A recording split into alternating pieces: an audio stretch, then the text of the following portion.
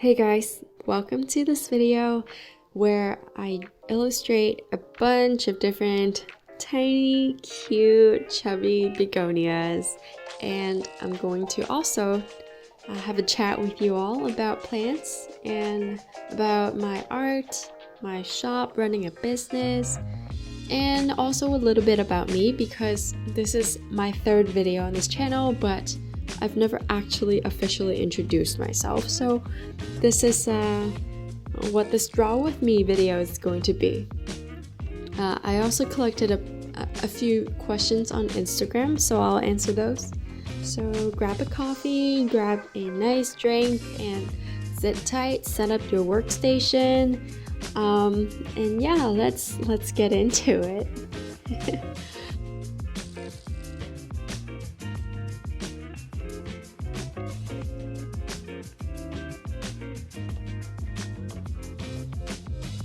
A little bit about my drawing first.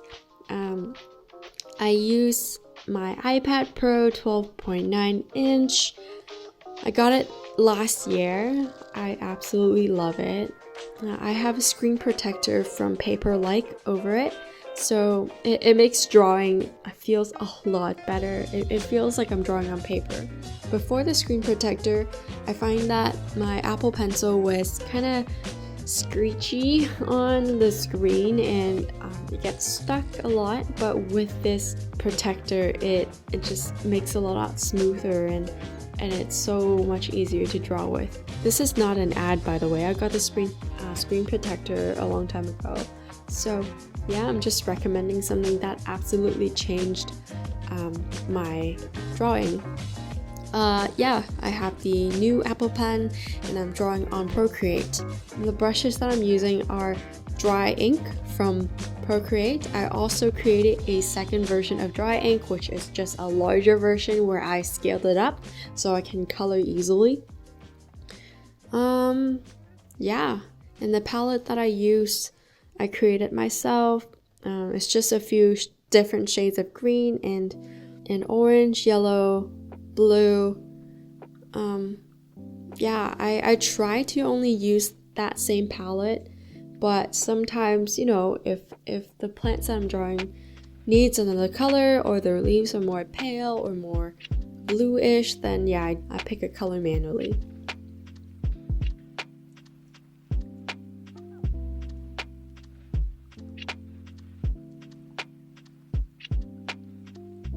So this is an illustration of 10 different begonias.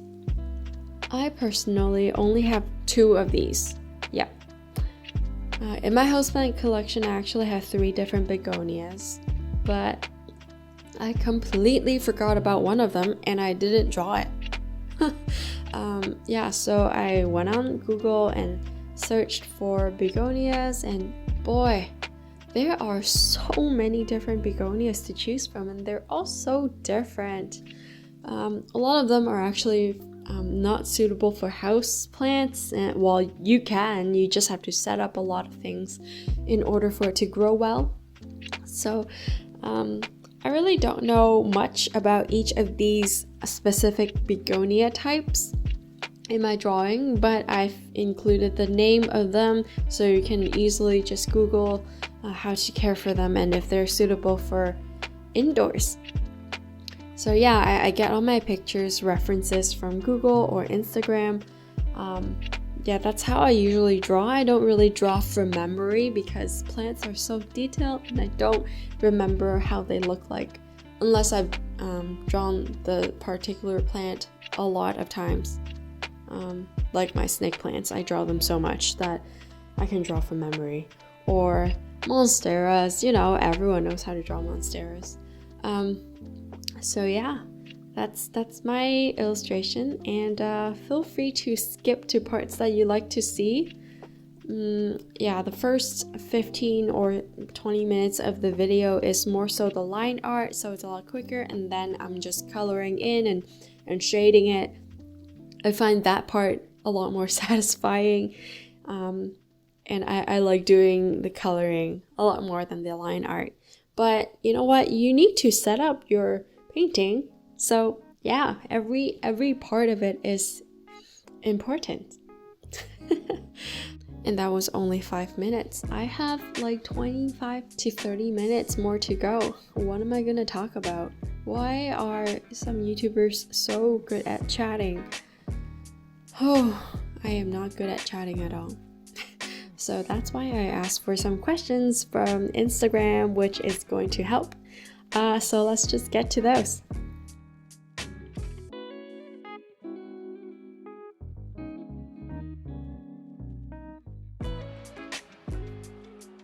I separated the questions into 2 different buckets. First one is plants, the second one is my art and my shop. So let's go through the plants one first, since I was talking about begonias. Yeah, so question 1, any tips on growing a kerrii fast? Well, a lot of light. I think that's the key to growing any plants fast, really. You need very high or even direct light for Hoya kerrii, and you need a long hours of light. So in the winter, my kerrii actually don't grow at all. It's like it just goes to sleep. But once spring comes and the length of daylight gets longer and longer, it starts growing again. And now, because it's September, the day is getting shorter, so it's, starting to go back into hibernation. Yeah, so to get it to grow fast, give it lots of light. Use a grow light if you want to. And a little plug here, I did make a Hoya kerrii care video, and I also have a blog about it, so feel free to go to those to get more information of how I care for it.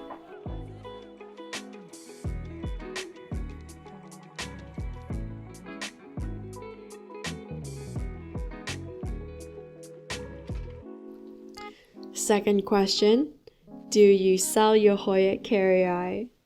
Unfortunately, no. It doesn't grow that fast, and I'm so attached to it now that I've had it for 3 years. I don't want to part with any part of my plant, so no, I don't sell my Hoya kerrii. But you know what? They're so easy to look for. Well, at least where I am. I'm in Toronto, and my favorite nursery, Valley View, they actually sell Hoya kerrii. So yeah. And Kim's Nature, they also sell Hoya kerrii. So I just tell people to go to garden centers to get them. I think a few years ago it was quite hard to find them, so everyone's asking if I'm going to sell it. I'm sorry, no, I don't sell it. Selling plants is not my business. I just grow them. So next question, what is your favorite houseplant in 2020? Surprise, it is not my Hoya kerrii. I actually have a philodendron that I absolutely adore right now. It is my philodendron gloriosa. I got it from an importer from Ecuador. I think I've had it for 1 year now. Last year it came as a bare root not cutting, it was established. It was just no soil when it shipped to me, so it took a while for the plant to get used to my house, to calm down from the shipping, and it just took, I think, like 5-6 months for it to do anything. I think when it came, it had 3 leaves, and 2 of them died, 1 of them survived, and finally it started to grow, and now it's so amazing. It grows so fast. The leaves are gigantic as well. It's about, I don't know, like 10 inches at least, and it's like a little velvety. I love it. I put it under a grow light because I want it to keep growing. I don't want it to go to sleep. I also got it a long pot because this type of philodendron is actually I don't know what to call it, like rhizome. I don't know that word. It creeps along the soil line. It doesn't grow upwards, it grows sideways. So eventually, it's gonna grow outside of my pot and I'm gonna have to chop it. But you know what? Right now, it's totally fine. So that's my favorite houseplant this year.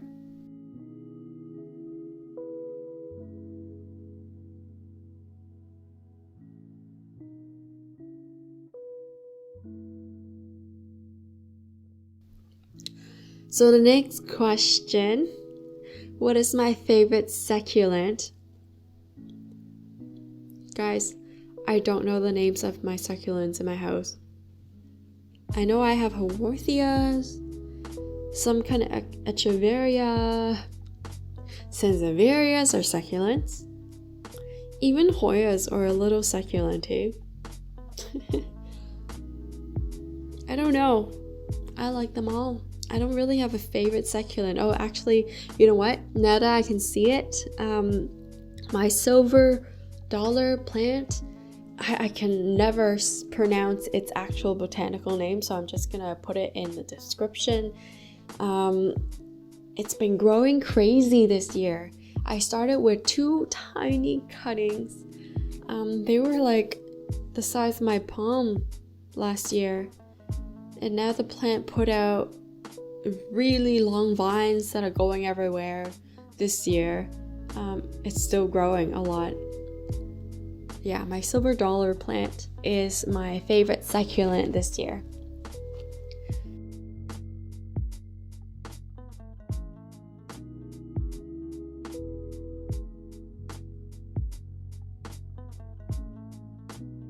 Next, what is your go-to indoor plant? What is your go-to indoor plant soil?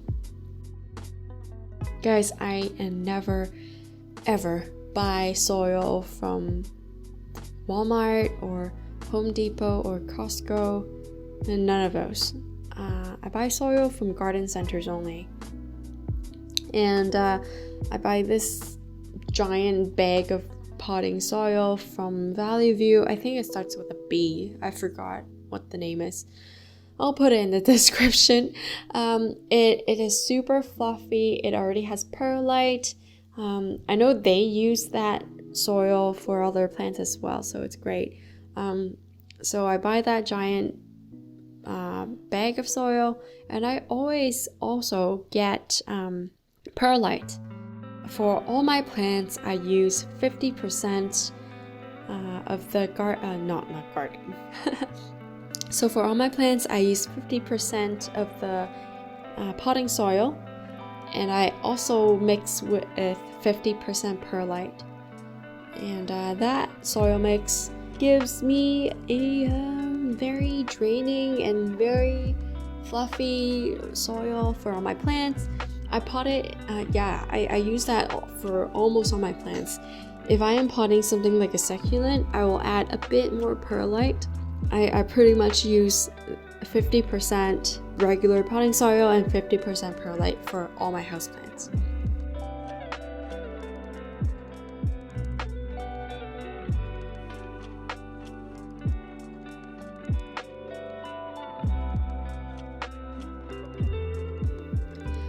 Next question, favorite underrated plant? Ooh, this one's hard. What's underrated? Does Pilea count? It was super popular like 2 years ago and nobody can find it, and when you can find it, it's like $100 or even more, but now it's like everywhere, and I don't know, I still like mine. It's not as crazy growing as my other plants. It needs a lot of I find that it needs a lot of light for the leaves to grow bigger and flat. I don't know, I like it. I like the challenge that it gave me, because when I got the plant 1 year ago, I found it at a garden center. It actually came with aphids. If you didn't know, aphids are these little chubby bugs.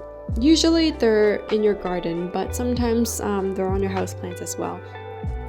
So yeah, it came with these little chubby aphids. They're green, and they're easy to get rid of, but you never know if some are still hiding like between the leaves, between the stems. So what I did was I chopped off the roots and I washed the entire pilea and I rerooted it in water.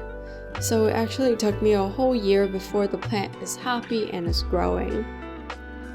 But since then, it hasn't really given me any problems.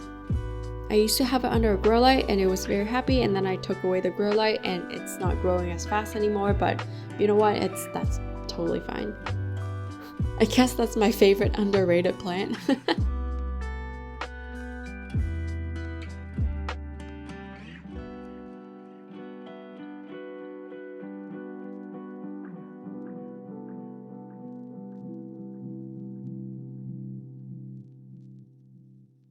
How did you discover your love for plants?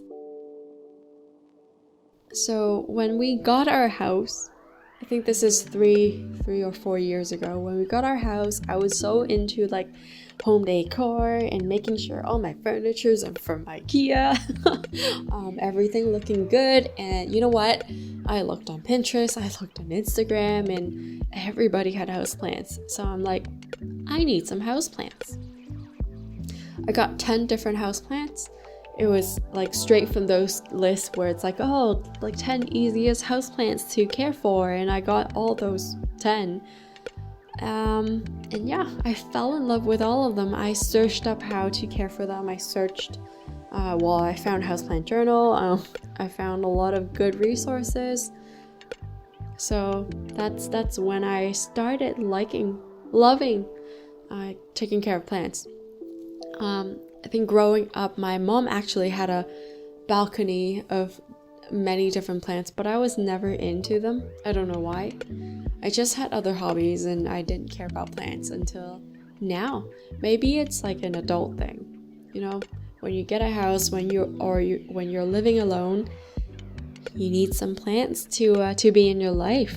You need something to care for.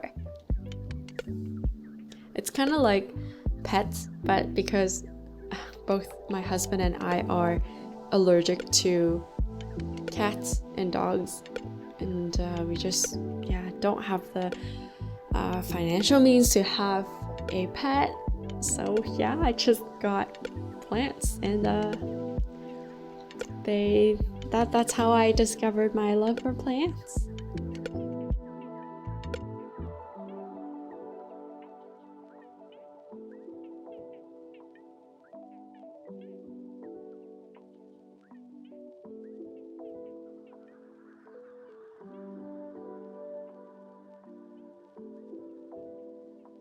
Alright, so next question.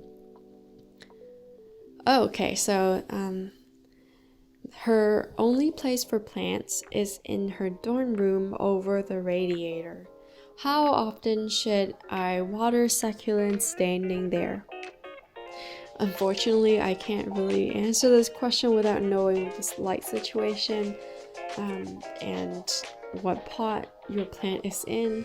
It really depends on if it's a large pot or a small pot. Yeah, like I can't answer this question at all. But because it's over the radiator, I guess it dries out a lot quicker. So yeah, really watch the soil. Usually I would check on the soil of my plants before I water them. I lift up the pot. Well, if it's small, I lift up the pot to see if it's light. Sometimes I stick my finger in to see if it's wet, down a few inches. I also use a water meter for bigger pots that I can't stick my finger into because the pot is so deep. So yeah, all of those are a good indication of when you should water your plants. And after a while, you kind of learn the pattern of how often your plants need water. So yeah, that really depends on all the other aspects of your home.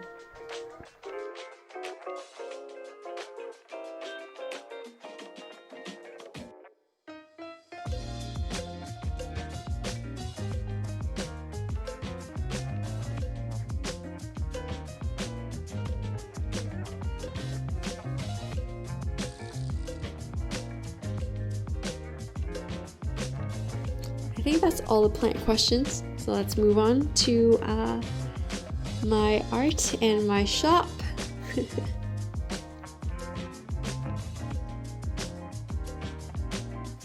I'm so glad that there are questions about these because I kind of just transitioned to being a more art focused Instagram account rather than just plants.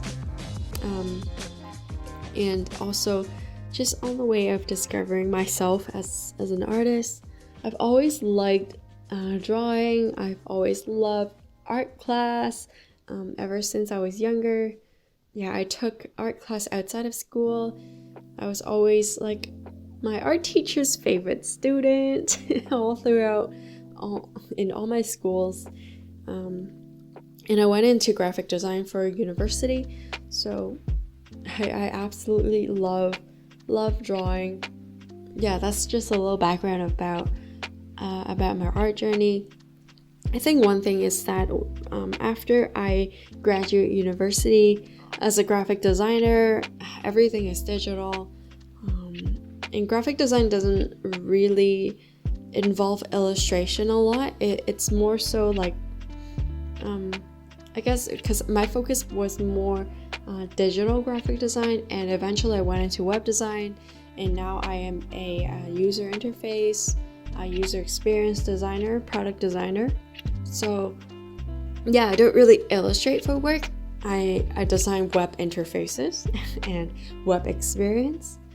I guess that's why I went back into drawing on the side, because yeah, my job doesn't allow me to do a lot of that creativity work. It's more so like getting people's feedback and designing a system that works for our clients.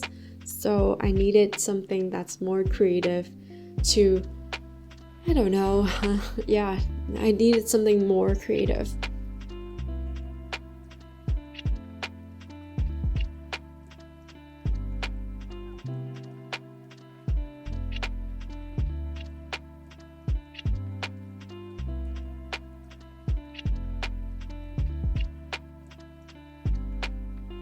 So let's get into the questions. What are my drawing tools? I covered a little bit in the beginning about how I used an iPad Pro 12.9 inch with the Paperlike screen protector. I also used the Apple Pencil 2. That's my tools. Before I got my iPad, I also draw with watercolor.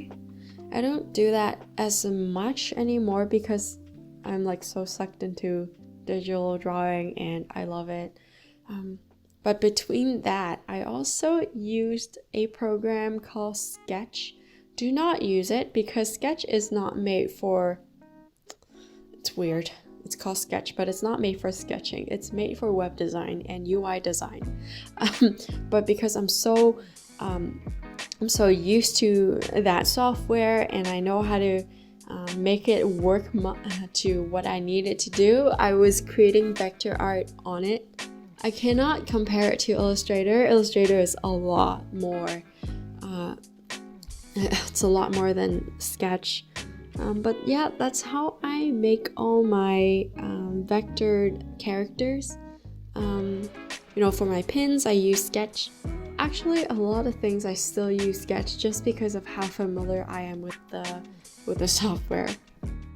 I wouldn't recommend it for anybody, but if you are a UI UX designer and you already use Sketch, then go ahead and try it out. Use it to draw.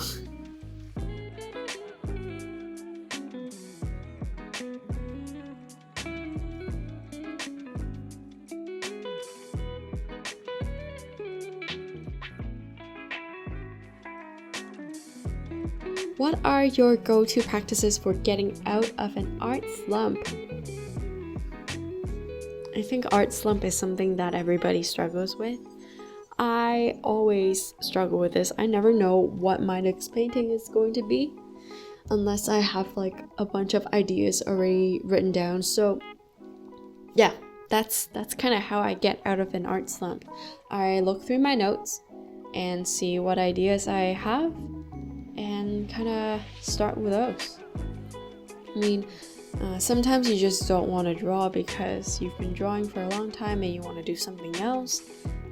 But sometimes when ideas come, I will send a message to myself, email myself those ideas.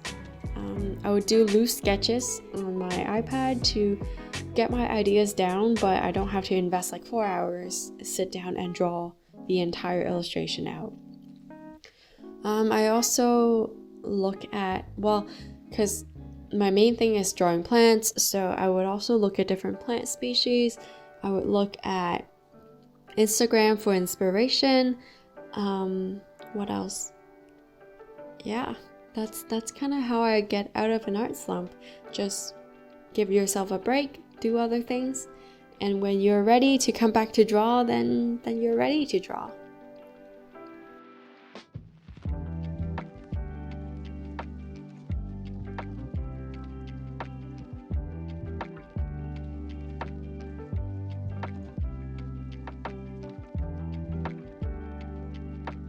Next question.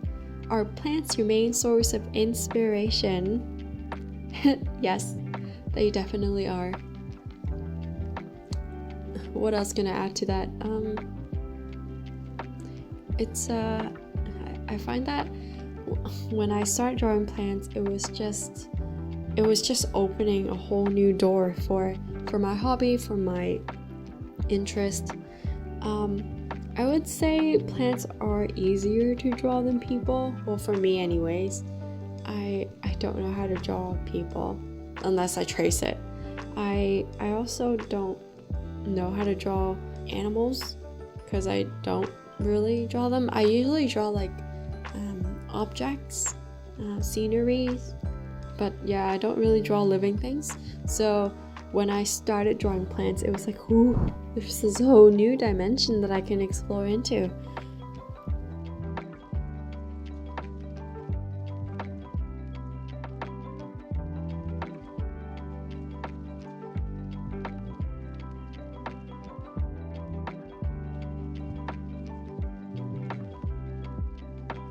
Next question. Will you be restocking some of your pins, items that are sold out? You know what, I'm gonna read out the next 3 questions because they're all about my shop. So yeah, will I be restocking? Yes. When will you have more leaf bags? Very soon. Any more keychains and other designs? I have 2 new keychains coming very soon. I'm just waiting for them to ship to me, and I will release them probably end of this month or in the next month. You know what, like when some of my products are out of stock on the website, I know it's an indication that people like them, and I always restock them. Except for, there was one pin that was only, that was Kickstarter exclusive, so that one I will not be restocking. But everything else, if people like it, if people ask for it, I'll definitely restock them.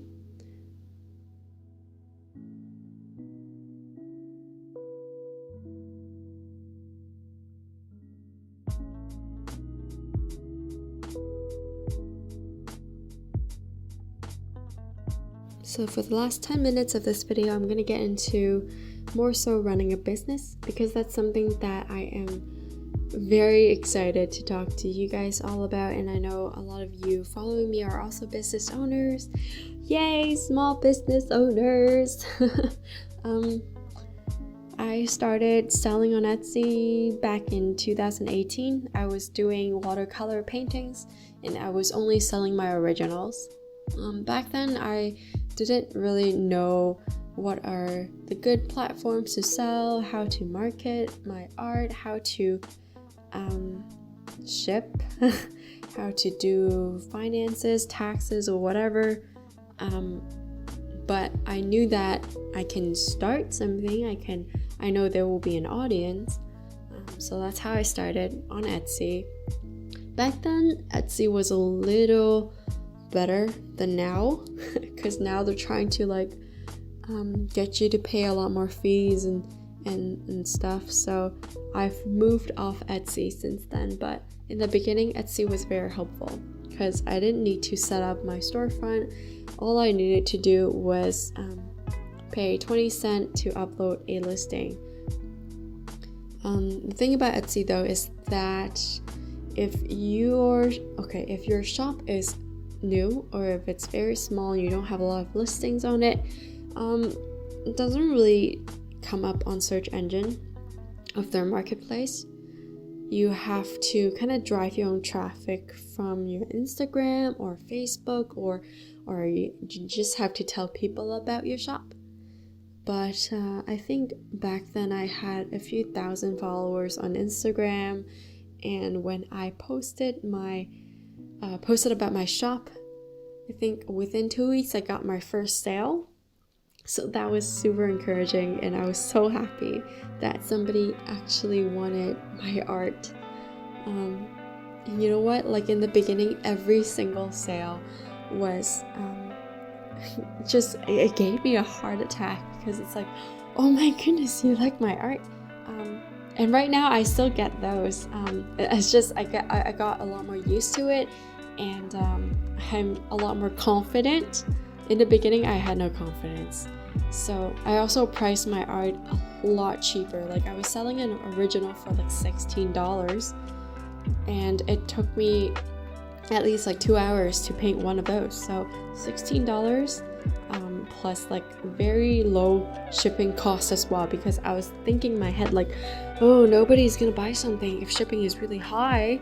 And so yeah, I was comparing myself to like the larger companies, and I was not viewing myself as like, I am an artist and I spend so much time on this and I should price my art the way that an artist should. That was my little beginning, and I never thought that it would grow into a business like it is now.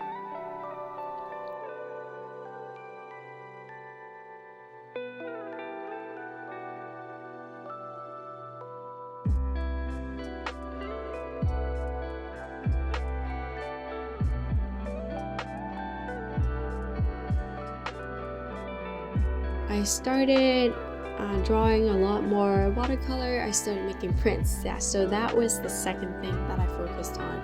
I'm like, well, my watercolor paintings are getting repetitive because people are asking for like the same things. Like, oh, I liked your fiddly fake watercolor. Are you going to have more? So yeah, I looked into producing prints of my art.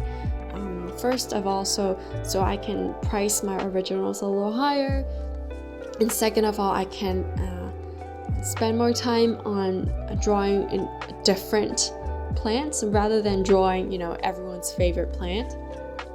So I looked into some local print shops, and I found this printing company called Blitz that's in Toronto, and I produced a bunch of G-clay prints through them in the beginning, and yeah, that was really, really great.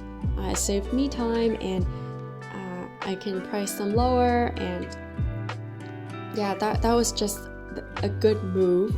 And I was able to draw more different kinds of plants, and because I have more different plants, I can make more listings on Etsy, and my shop was growing, and people were finding my shop through the Etsy search engine.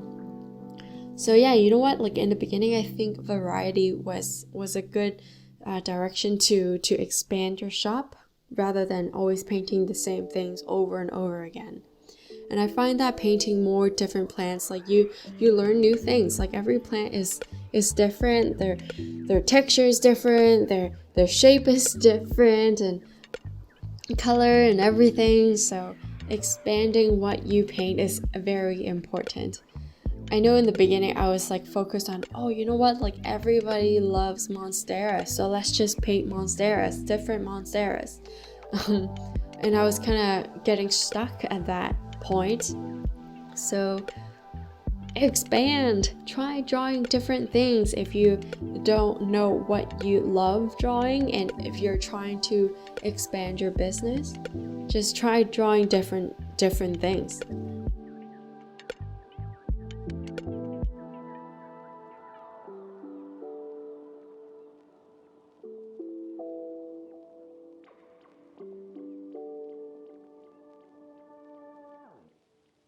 I think at some point I was selling a lot of prints, and I was making enough profit that I can invest on my own printer.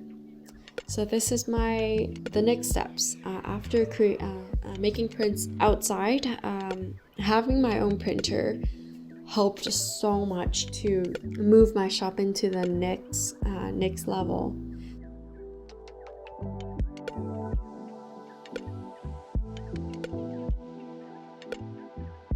So having my own printer allowed me to list a lot more different prints that I have, but I don't have in stock.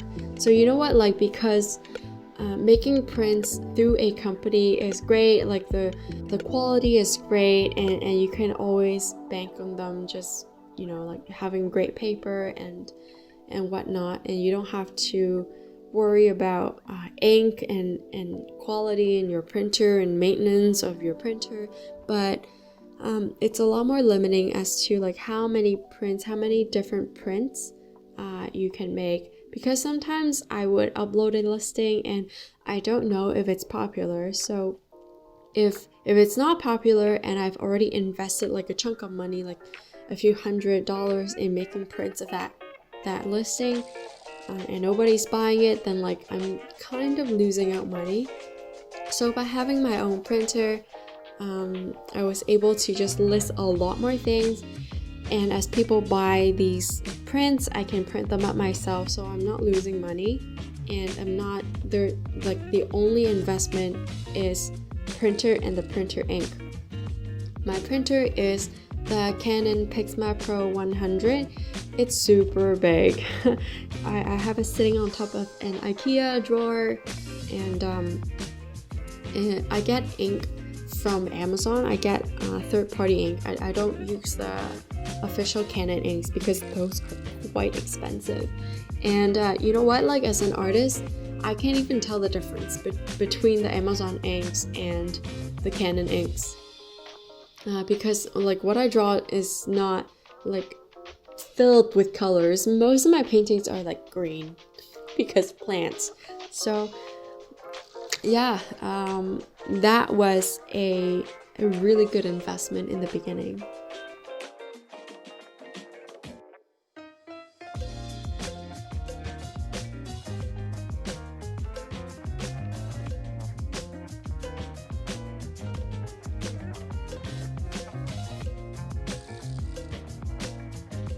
What else? Yeah, so next I was looking into how to package my prints, how to package all my stuff in a more professional way.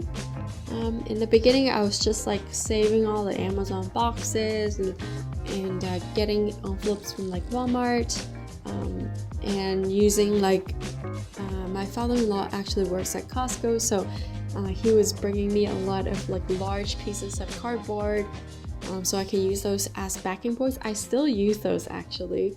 I don't have to spend money on backing boards to stiffen my envelopes. So yeah, shipping. I don't think I'm going to go into too much detail right now, but a short summary is that I use Chitchat. So I'm based in Toronto, so I use Chitchat to ship out almost all of my packages.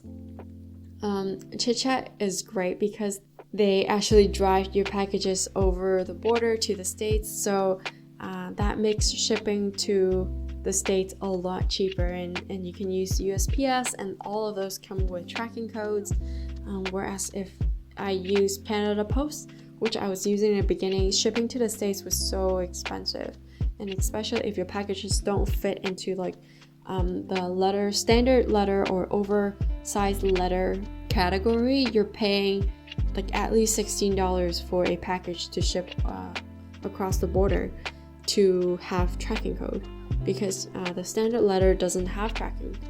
You know what, like that was one of the things that I also learned from Etsy, is that always ship your products with tracking, because that not only gives your buyer something to look forward to and they know exactly when the package is going to be delivered, but also as a seller it protects you. So if there are any like, you know, unreasonable buyers and they're like looking for, where is my package, is it shipped yet, is it arriving, why is it so late, Etsy will always protect sellers who has tracking codes.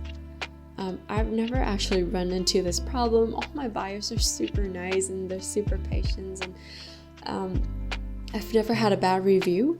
But for larger shops, like I know, like having tracking code really saves you a headache when that happens. So aside from using Chitchat, some vendors that I also use to buy my shipping supplies are, I get a lot of boxes and envelopes from Uline. I also buy from Ecompak, which is a local shipping supplies company. They don't have a lot of things. They have boxes, they have tapes, and like one size of envelopes, which I tried. It's pretty good. I also use Clearbags from clearbags.com or .ca, I think.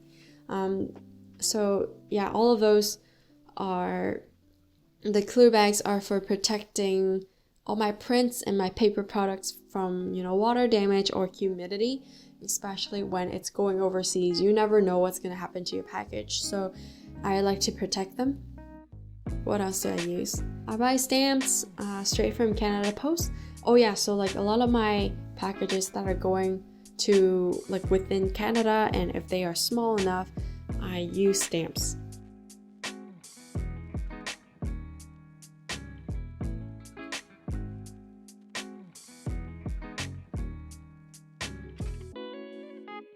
Okay, so I think that's all I'm going to cover for now. There's a lot more that I can share with you guys, so if you want to know more about business or art or plants or me or whatever, feel free to leave a comment below, and I will maybe do another draw with me video to answer those, or I'm definitely going to reply to your comments, because every one of you watching my video is important to me, and you guys are the best. So yeah, I hope you enjoyed this. I hope my voice isn't too annoying. I hope my sentences make sense. I hope you have a great day. God bless.